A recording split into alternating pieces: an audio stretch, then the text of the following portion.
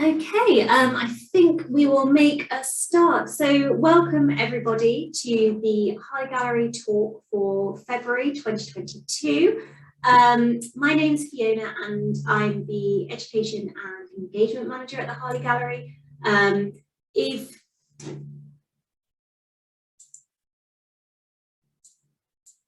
If you've joined us for our talk last month, then you may have seen me and Laura discussing Lady Jane Cavendish.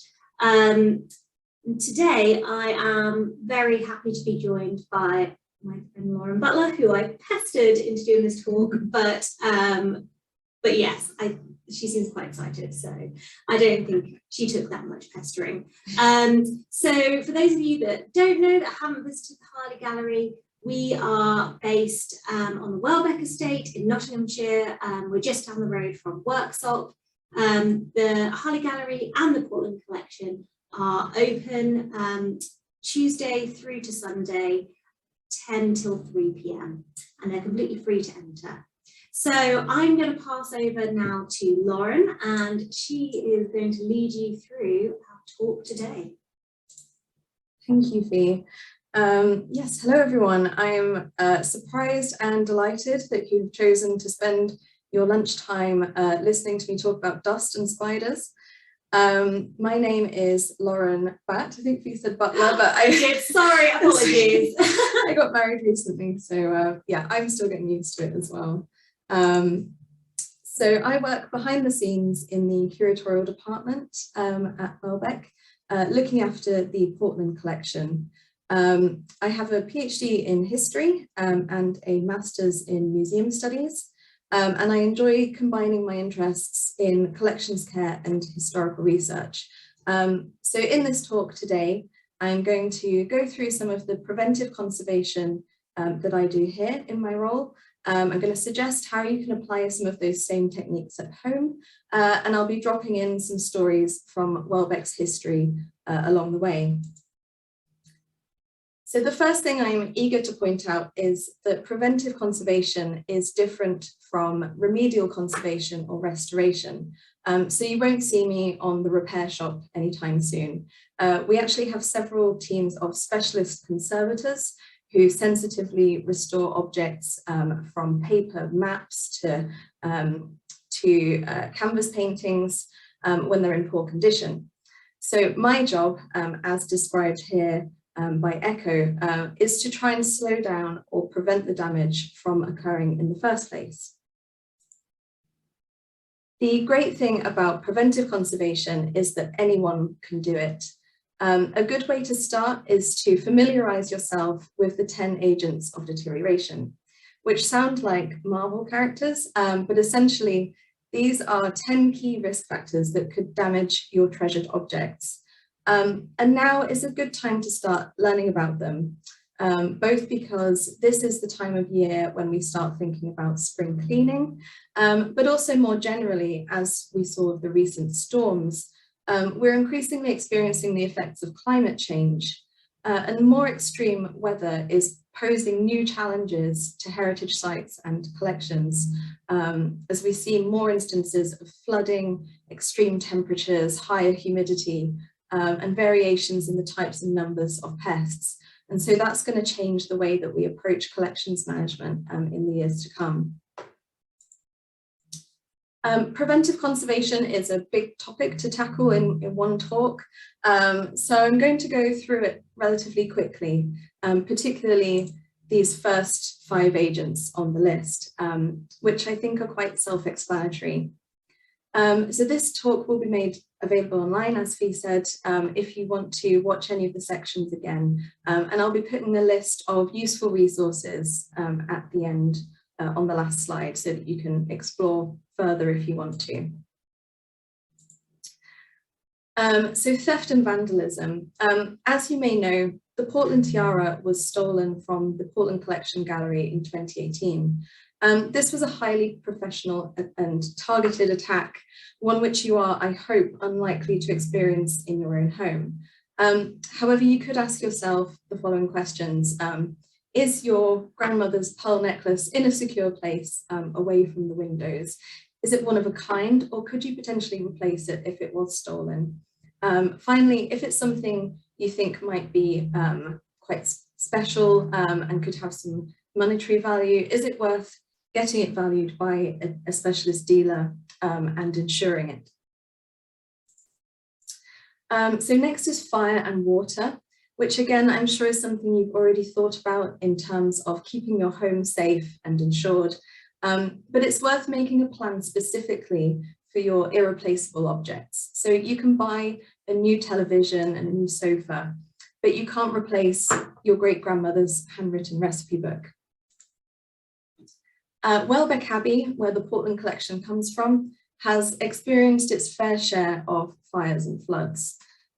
In October 1900, a fire broke out in the middle of the night and gutted one of the wings. The story goes that electricity had been recently installed and was still quite unreliable. One of the maids was using an electric iron when the power suddenly cut out, so she gave up and left the room. When the power came back on a few hours later, the iron heated up again and it caught fire. Luckily, no one was hurt, and hundreds of people from the estate rushed to the house to help, and they carried most of the contents to safety. And at the same time, the estate fire brigade, which you can see there with their horses on the right, they put out the fire. In case you don't have your own personal fire brigade, have a think about what objects you would be most upset about losing in a fire or flood and make a plan for them. I'm going to mention photographs a lot today because they are something that most of us have at home and they're very prone to damage and deterioration. So if you have precious photographs and documents on paper, like old marriage certificates or diaries, then consider getting high-resolution scans or digital photographs of them now and putting the originals away in storage. For example, in a fireproof box, if that's something you're really concerned about. So again, these next two are fairly straightforward. On the right here is a painting in quite a sorry state. I'll just make sure you can see it. There we go. As you may know, Welbeck was used as a college from just after World War II until 2005. During this time, several paintings like this one were casualties of over-enthusiastic ball games between students. Flying footballs are quite an obvious thing to avoid, but you may be surprised at how little physical force it can take to damage some more fragile objects.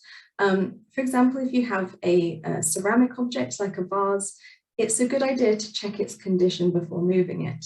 So does it have any cracks? Or if it has handles, are they strong, or should you carry it from the base instead? As a general rule, when picking up and moving collection objects, we never carry things by the handle. I'm just concerned that, yeah, I don't know if you can see if the video is covering a bit. Anyway, hopefully you can see the screen okay. So I thought while I'm talking about moving and carrying objects, I thought I should mention gloves, because you may have seen some mixed messages on TV where people often wear cotton gloves while handling historic objects and documents in particular. So gloves can protect objects from the oils on your skin, and they can also protect your hands from sharp edges. However, if the gloves fit poorly, or if they're so thick that you can't feel what you're doing, or if they're slippery, they can actually put the object at greater risk of damage. Cotton gloves are something that we don't really use very often now because they are thick and slippery. And they've been found sort of on a microscopic level, the fibers in the cotton have been found to adhere to paper and cause sort of tiny abrasions. So for everyday handling, we tend to use the nitrile gloves that you can see on the left of this slide. And sort of grippy work gloves for heavy furniture and things like that. But if in doubt, you can't go too far wrong with clean, dry hands. Just be extra careful with photograph prints and don't touch the emulsion. So on to neglect. The sort of neglect that's the most obvious is when things are forgotten about and deteriorate through a lack of cleaning and protection from the elements. But another form of neglect I'd like to highlight is neglect of information. In the Portland collection, for example, we have a first-class German iron cross dated 1914.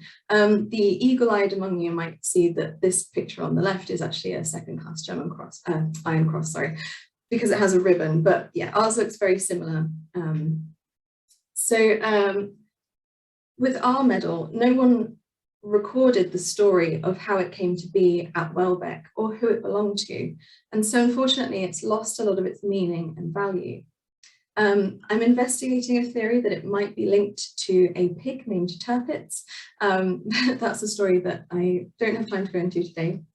But yeah, what I'm sort of trying to say is, as well as caring for the physical condition of your great-grandfather's watch, have you told your family members and friends about it, why it's important to you?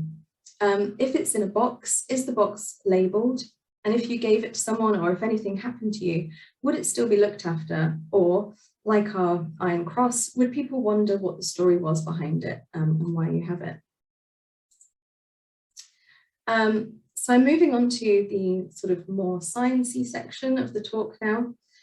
So some of what I'll cover is quite specific to the museum environment, but I've tried to adapt it so that it's helpful for domestic settings as well.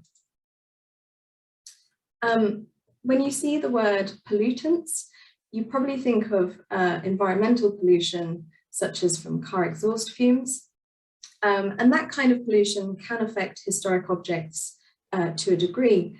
But in a domestic setting, we're mainly talking about other things that you find in your household. For example, aerosol sprays, liquids of any kind, dust, dirt, soot from fireplaces, bug sprays, and so on. So basically, pollutants in the context of preventive conservation are the foreign particles that can adhere to the surface of your historic object and have the potential to trigger a damaging chemical reaction. It's a good idea to identify and minimize your object's exposure to these pollutants. Another thing to consider is whether your object is releasing its own pollutants. So what do I mean by that? Well, you might have noticed in your fruit bowl at home that things like bananas ripen faster when they are packed in tightly together, or if they're sort of next to fruit that's gone bad. And that's because they're producing a gas called ethylene, which speeds up their decay. And as they deteriorate, they release more ethylene, hence the saying, one bad apple spoils the bunch. In collections terms, this kind of relates to photographs, film reels, glass plate negatives, VHS tapes, and basically anything that's made with materials that become chemically unstable over time. If you notice your photograph beginning to deteriorate, for example, if it becomes brittle, if you get a sort of silvering effect around the edges, and if it smells chemically or acidic, it's always a good idea to do a smell test, then it's time to digitize it. As I've said before, get a high resolution scan or a good photograph of it, and put the original in storage separate from other objects. Some objects also become hazardous to human health when they deteriorate. You're unlikely to have them in your home, but I'll mention them anyway. So for example, on the screen here, you can see an example of a very unstable nitrate film reel, which I dealt with in a previous museum job. If you've seen that Quentin Tarantino film, whose name I don't think I can say at this time of day, you'll know that nitrate film is highly flammable. But as I said, you're unlikely to have any of this hiding in your garage. So a good way to reduce the effects of pollutants on your objects is to clean them. However, it's worth bearing in mind that cleaning also exposes the object to risk because you have to apply physical force. So you should be careful not to clean things more often than needed. I can't cover every cleaning technique today, so I'll focus on the universal issue of dust, which gets everywhere. You should dust historic surfaces just often enough to prevent buildup and cementation. So this is when dust settles in cracks and crevices and hardens into like a solid layer. Cemented dust is hygroscopic, meaning that it attracts moisture. And in turn, this can lead to pest and mold issues and so on. If you can, use gentle tools, especially if you're dealing with a soft or brittle surface that could be scratched. So at the Portland collection, we use microfiber cloths, which are widely available. We get ours from a specialist preservation equipment supplier. And microfiber cloths are better than yellow dusters because those tend to catch and pull on uneven surfaces. For getting into nooks and crannies, we use special brushes. So in this photo on the left, the lighter ones are hogshair brushes, which have stiff bristles, and those are good for harder surfaces like marble and wooden furniture. The darker bristles are nice soft pony hair, which we use for delicate surfaces like gilded surfaces. There are also things like smoke sponges, which are good for lifting dry mold, dirt and dust from paper and textiles. And also cotton buds are another thing you can easily get hold of, which are good for lifting cemented dust and sort of stubborn dirt from your objects.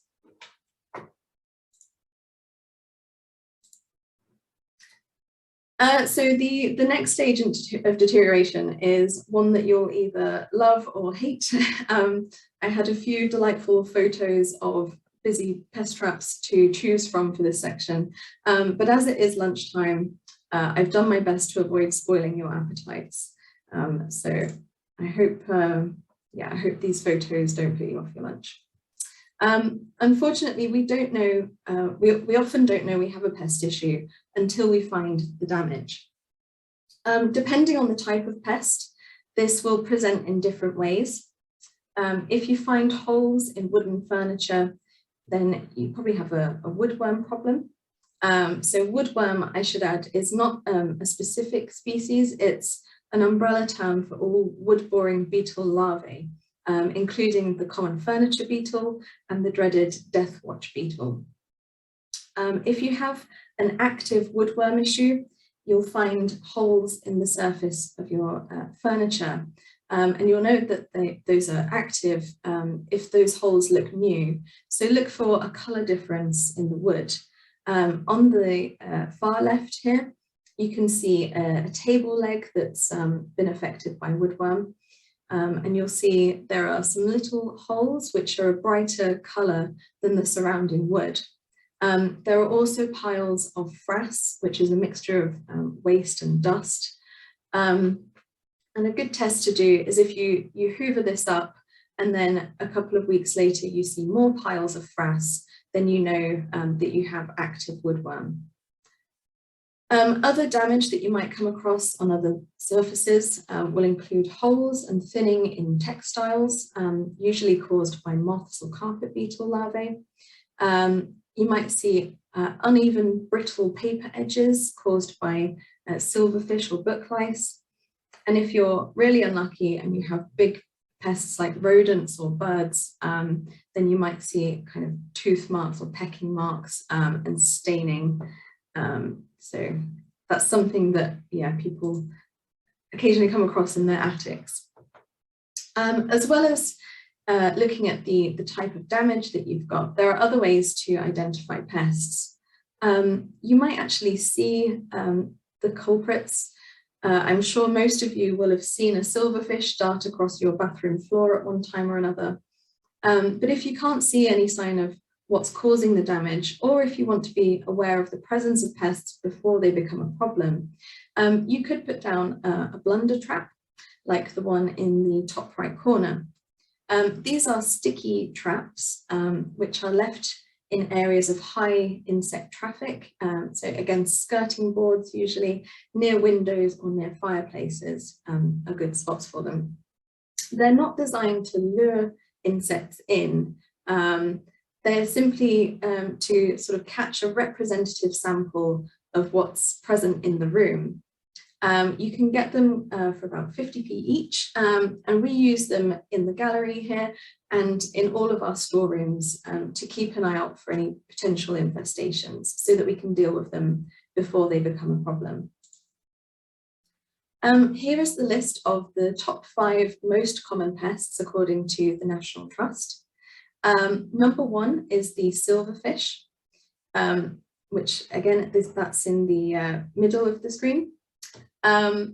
It's not a very destructive pest, but it tends to be an indicator of a damp issue. So if you find several of these in your home, it might mean that you have a damp wall or an area of high humidity to deal with. Second is the webbing clothes moth.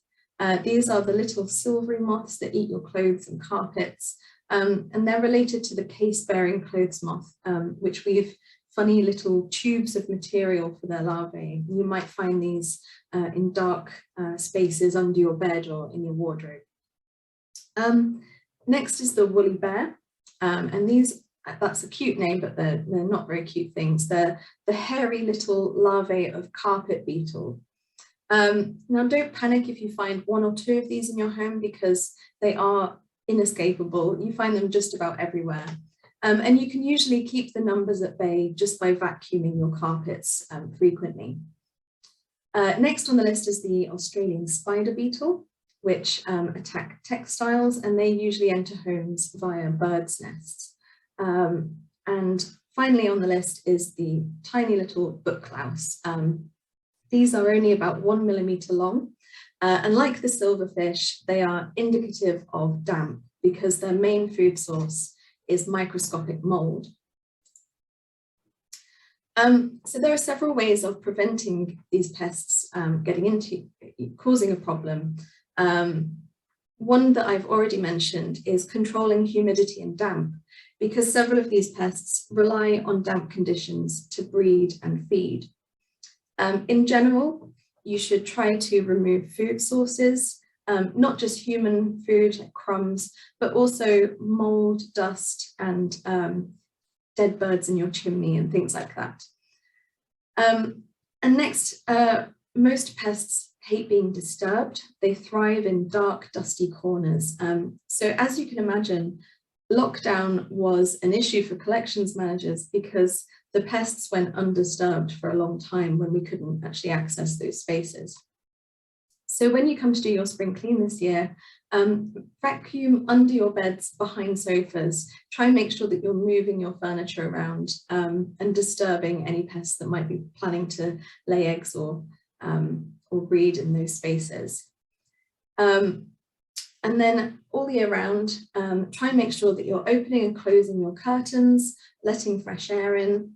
And then if you're concerned, if you've got a particular problem with sort of clothes moths, if you've got some, I don't know, nice Gucci clothes or something in your wardrobe that are quite expensive, you can buy pheromone traps, which you can put in your wardrobe. So unlike the blunder trap that I mentioned earlier, these do actually contain a chemical lure, which actively catches the moths. It attracts them to a sticky layer. Another tip I want to share is to just be careful when you buy secondhand and antique furniture.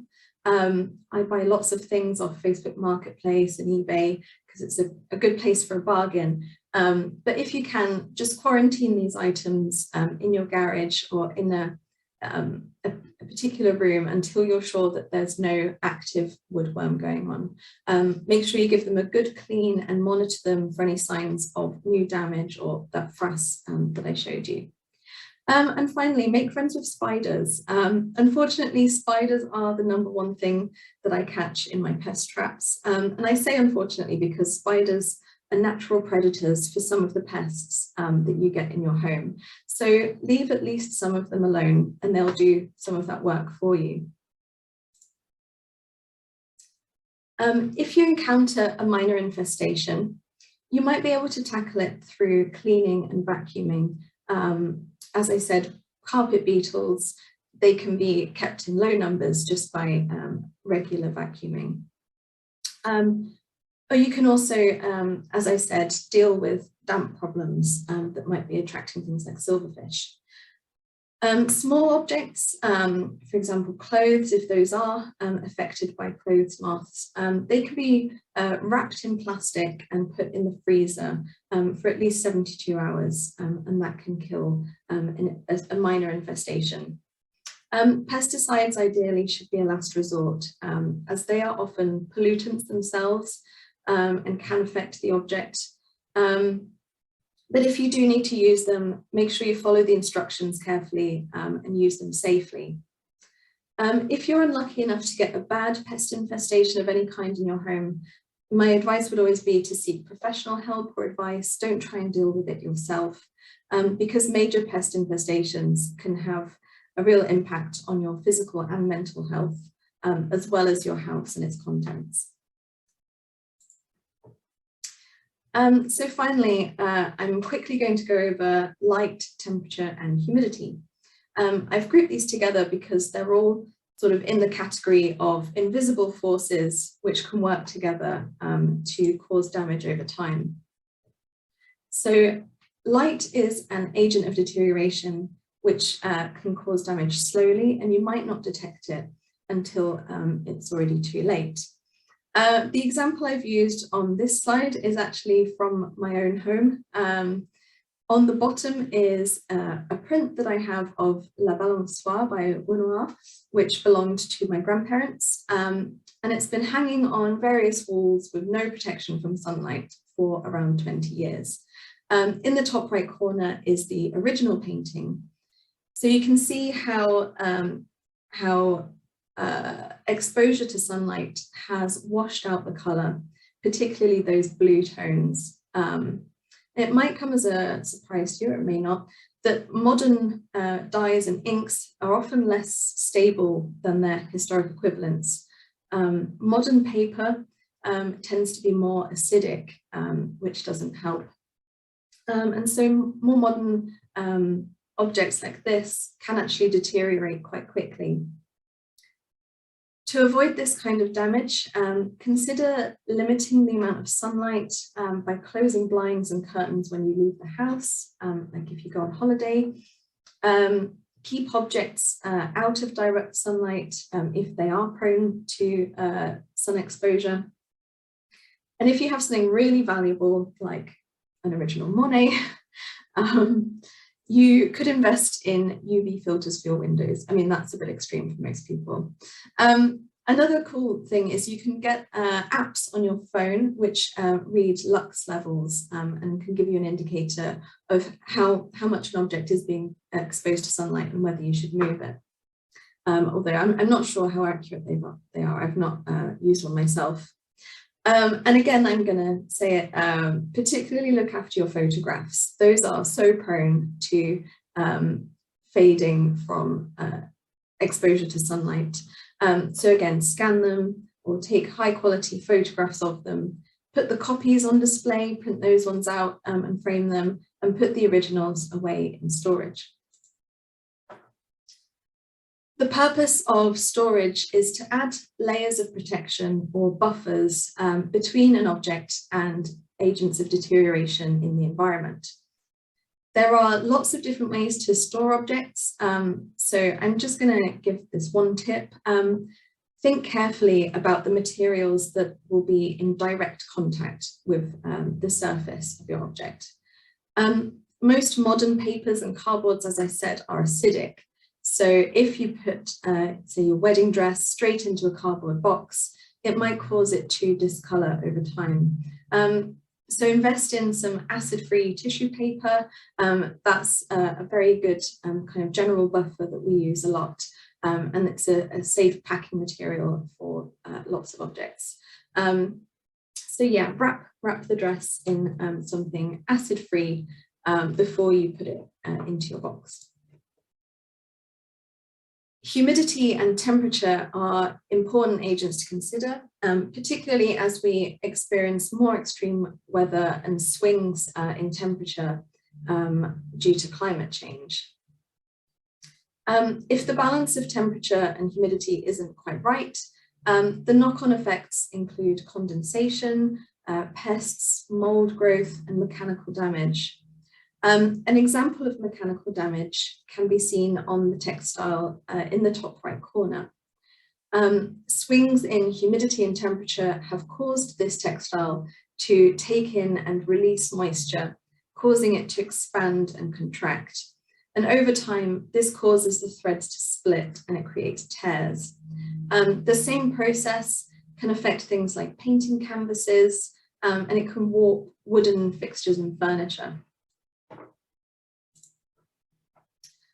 Most people have thermostats in their house, so they're quite aware of what temperature their house is and can keep it relatively stable.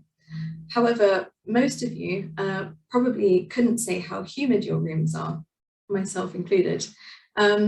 Relative humidity is measured in percentages, and you can find out the relative humidity of an environment using monitoring equipment like this. So in the middle is a thermohygrometer which displays levels on a screen in real time. We have a couple of these, and I think they store data from a sort of 24-hour period.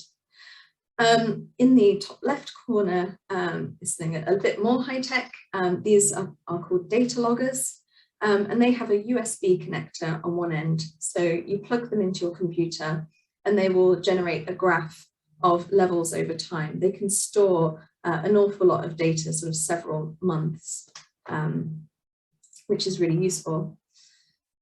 So once you have some data on the humidity levels in your room, you can go onto this helpful website, dpcalc.org. So on this, you simply move the slider and it will tell you whether the objects in that environment are at risk of natural aging, mechanical damage, mold growth, and metal corrosion. And at the bottom there, you can toggle between Fahrenheit and Celsius.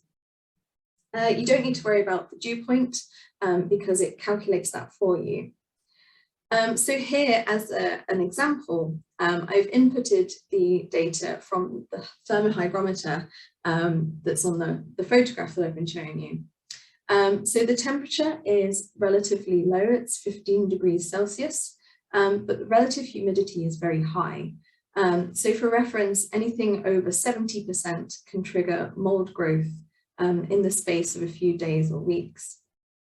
So this dew point calculator is telling me that these levels are not healthy for historic objects. It wouldn't have an immediate effect, but objects would be at risk of several kinds of damage if they sat in this particular environment for too long. So by contrast, here are some ideal levels for historic objects. It's quite cold at 12 degrees, and that will put off certain pests and slow down any mold growth and chemical deterioration. It's also dry at 34%. And I should say here that there's no ideal environment for every kind of material or object. So the levels here would be great for a suit of armor. As you can see, the metal corrosion risk is green, but this would be a bit too dry for some natural materials like wood or textiles and paper. Those conditions were also not very comfortable for humans. So although the last slide showed a good environment for a museum store, it wouldn't be sustainable or achievable or very pleasant in your own home. So here is an example of some temperature and humidity levels that would be more realistic and achievable in your home. So the temperature is around 19 degrees, not too hot for your objects, but comfortable enough for most people. And the humidity is between 50 and 60%. So as you can see, objects in this environment would not be at any risk of mold, and the risks to natural aging, mechanical damage, and metal corrosion are minimal. So to achieve better humidity levels at home, there are several things you can do besides monitoring. So try and make sure that your rooms are well ventilated. As we know from suffering through the coronavirus pandemic, this is good for our own health as well as our buildings and contents. You can improve ventilation by unblocking air bricks, opening trickle vents, which you might have in some of your windows, ensuring that your chimneys are clear, and regularly opening your windows. Air conditioning isn't something that you see in many houses in the UK, but with global warming, it might be more common in the future. But until then, if you're worried about humidity in your home and storage spaces like your garage, you could look at buying a plug-in dehumidifier. And these are available in a wide range of sizes and prices. If you've got things in storage in containers, then another thing you can use is silica gel. So you might have got these if you've ordered anything in the mail. Sometimes you get them in packaging, in shoe boxes and things. And they're those little white packets which say, I think, do not eat me or something. So if you get those, then hang on to them because they can be useful for putting in boxes to absorb excess moisture. And they can help to lower the humidity in those kind of microclimates. At the minimum, try and keep any moisture-prone, historic or treasured objects away from direct heat, from radiators and so on, and out of areas which experience extreme swings in heat and humidity, like bathrooms and conservatories.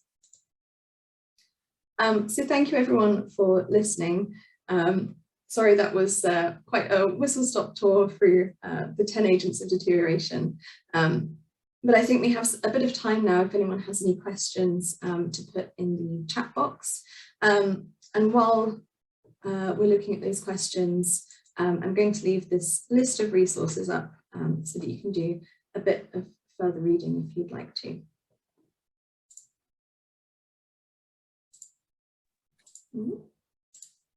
What an excellent practical introduction.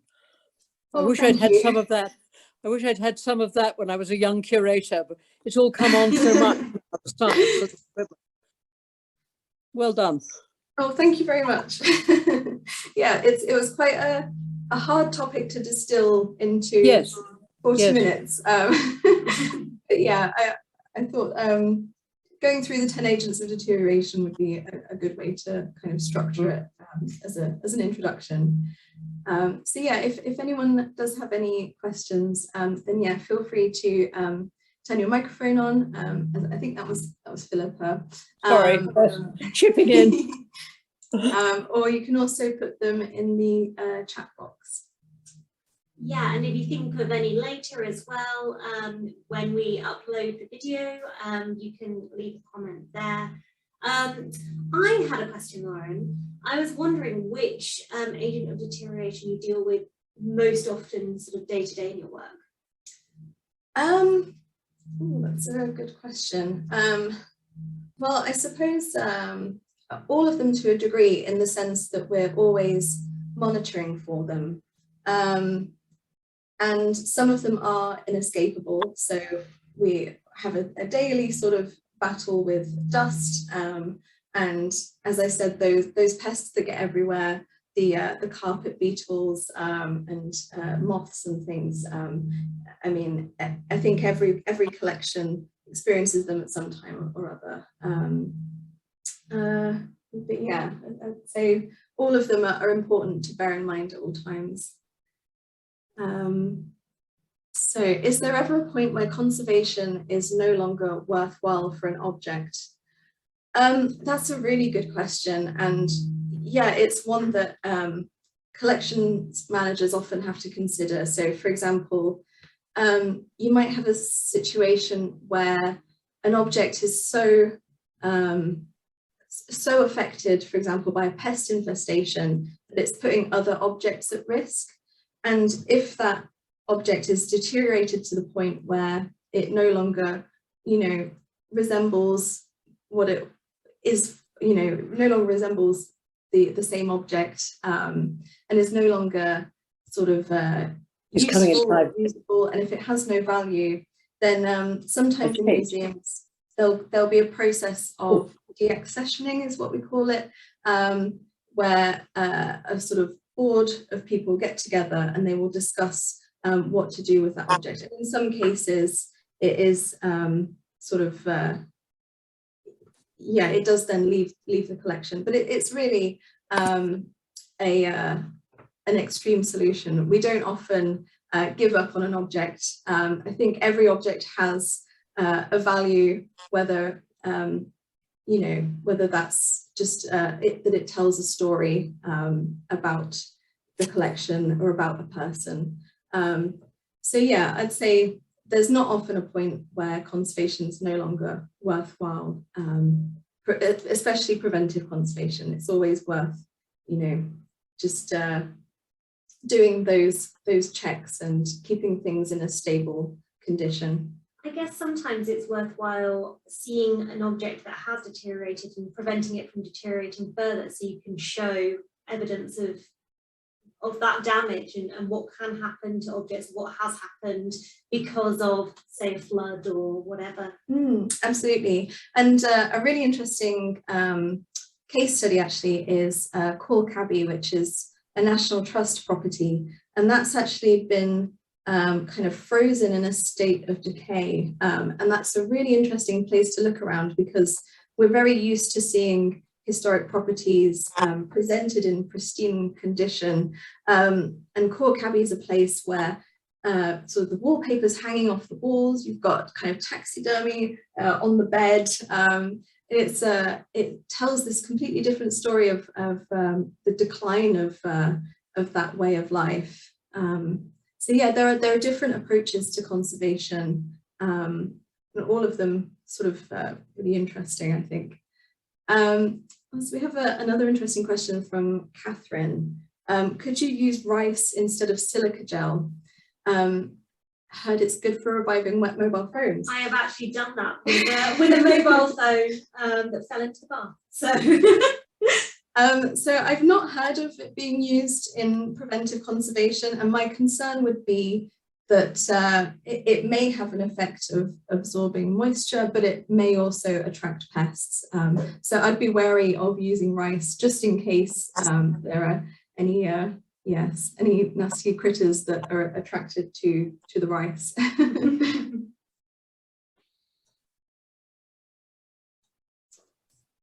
Lauren, Thank are you you so much, unusual? everyone, for joining us today.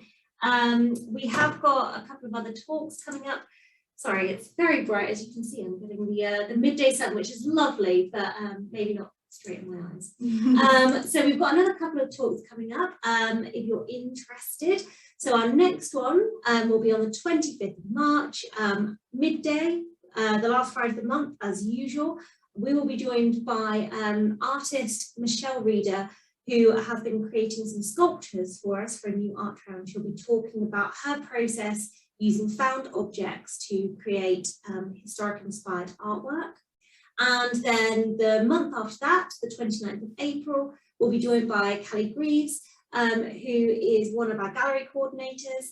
And she's going to be talking a little bit about the art of De Laszlo in a talk entitled The Painter and the Patron, and looking at his relationship, his close friendship with the Duke of Portland and his family. And you can watch all our previous talks on YouTube or via our website. So thanks again. As I mentioned, if you've got any further questions, please feel free to leave a comment on our video on YouTube. And we shall hope to see you at the next event. Thank you, everyone.